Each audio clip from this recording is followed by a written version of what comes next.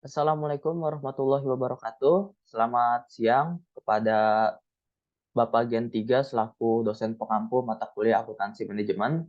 Pada kesempatan kali ini, kami dari kelompok 4 ingin mempresentasikan hasil diskusi kami yang berjudul Strategi Map and Balance Scorecard. Boleh di next. Anggota kelompoknya di sini yang pertama ada saya sendiri, Andre Kurniawan, ada Danita Khairunisa Maulana, Eka Faradila, Made Tiara Diva, Saras Dewi Sutama, dan yang terakhir ada Zikri Alamsyah. Boleh di next. Oke, pertama-tama kita akan masuk ke profil perusahaan. PT Mayora Indah Tbk atau yang dikenal sebagai Mayora adalah perusahaan makanan dan minuman multinasional asal Indonesia yang berkantor pusat di Jakarta. Perusahaan PT Mayora ini didirikan pada tahun 1977 oleh Jogi Hendra Atmaja.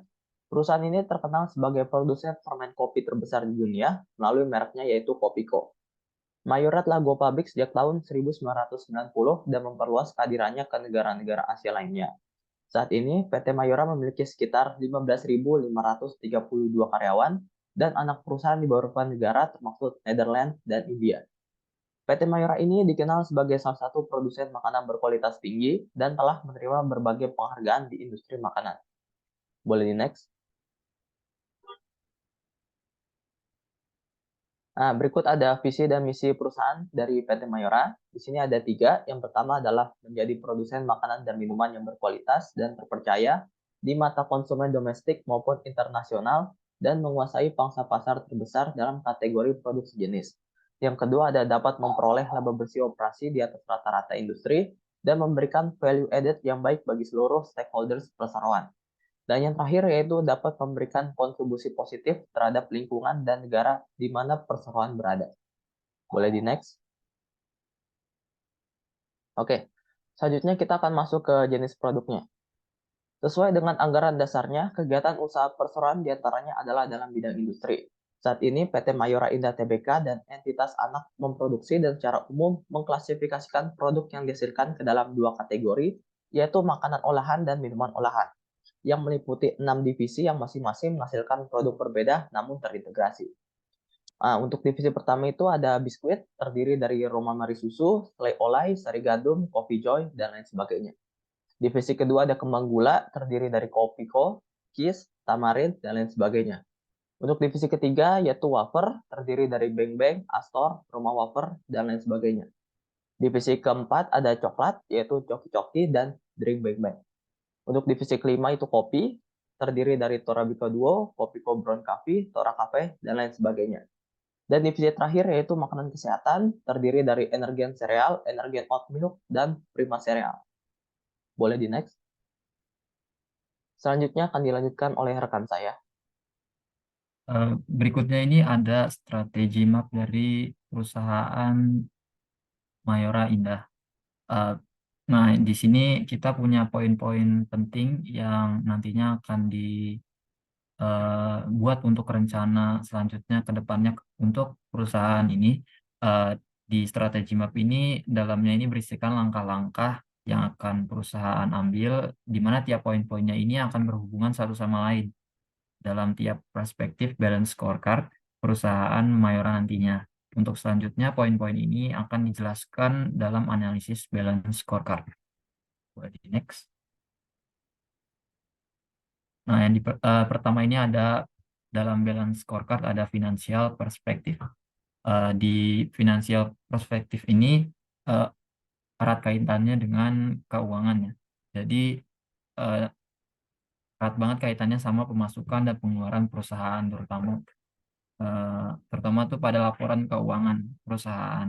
Nah, jadi dalam finansial perspektif di bagian objektif ini ada meningkatkan keuntungan, di mana measurement itu atau alat ukur itu ada GPM (Gross Profit Margin), ada NPM (Net Profit Margin), dan ROA (Return on Asset).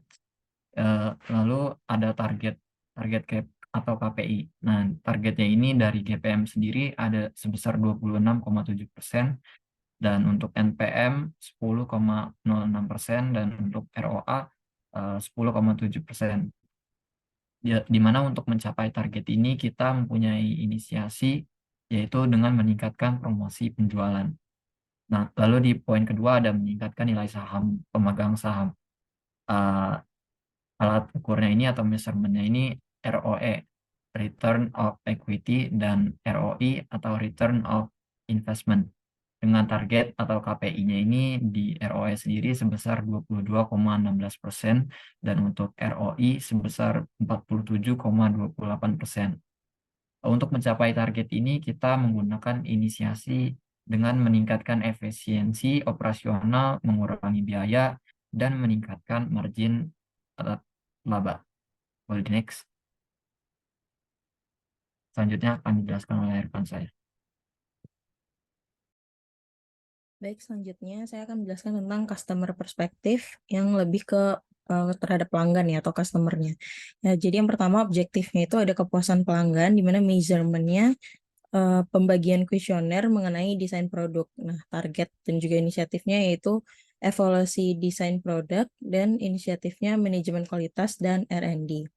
Lalu yang kedua objektifnya ada kepuasan produk, di mana measurement-nya review dari para pelanggan dan target inisiatifnya juga masih sama, evaluasi desain produk dan juga manajemen kualitas dan R&D.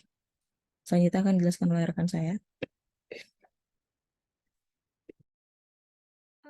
Baik, untuk internal bisnis proses ini objektifnya ada proses inovasi, measurement-nya itu pembagian kuesioner pada customer dan MCA, lalu ada target atau KPI-nya itu sebesar 0,359 dan inisiasinya itu manajemen kualitas.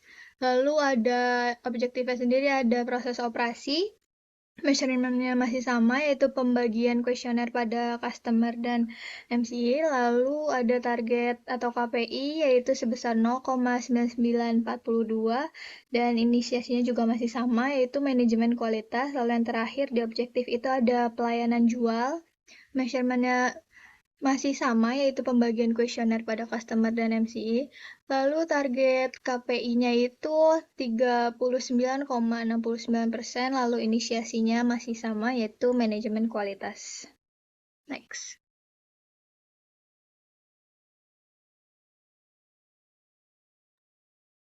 Di bagian learning and growth perspektif ini kita ada dua kategori, yaitu kapabilitas karyawan dan perputaran karyawan.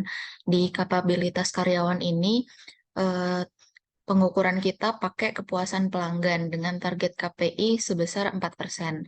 Di perputaran karyawan,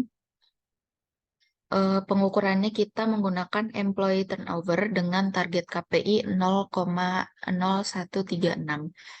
Dengan inisiatifnya itu pakai performance appraisal system.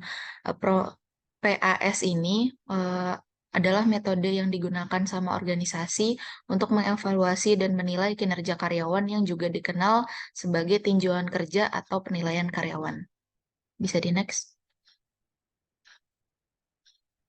Baik, sekian presentasi dari kelompok kami mengenai strategi map and balance scorecard. Mohon maaf bila ada kesalahan kata dan terima kasih atas perhatiannya. Wassalamualaikum warahmatullahi wabarakatuh.